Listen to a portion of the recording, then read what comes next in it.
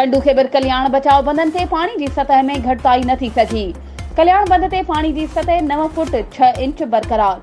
खेबर भरसा नगर बिछू गोड़ जे वेझो बचाव बंध नंढो हुअण करे पानी बंध के किनारे का सिर्फ 2 फुटन के मुफासिले ते पहुतल। दबाव सबब पानी सेमो करण लगो, जंहिं करे रोड़ियों पवण जो खतरो आहे, जंहिं करे माण्हुनि में खौफ ऐं हिरास छायल आहे। जॾहिं त इलाइक़े वासियुनि ऐं बंधन जे वेझो रहंदड़ माण्हुनि सैयद ज़ुल्फ़कार शाह, मोहम्मद खान बिच्छू, नज़ीर शोरो, सुलेमान सेतो ऐं ॿियनि इरीगेशन अमलदारनि खिलाफ़ एहतिजाज कंदे इल्ज़ाम हणंदे चयो त इलाइक़े वासियुनि जे एहतिजाज दाहुन कूकन बाद में इरीगेशन अमलदारनि असांखे ॾेखारण लाइ 15 ट्रकूं पत्थर जूं लारायूं, जेके पत्थर कल्याण बंद में इस्तेमाल करण खां बग़ैर ॿियनि इलाइक़नि ॾांहुं खणाया पिया वञनि। बंधन की हालत इंतहाई कमज़ोर आहे। इंतजामिया मकामी माण्हुनि सां को ताउन न करे रही आहे, जंहिं करे मजबूरन इलाइक़े वासी केतिरे ई वक़्त खां वठी पंहिंजी मदद पाण तहत कमु कराइण लॻा आहिनि।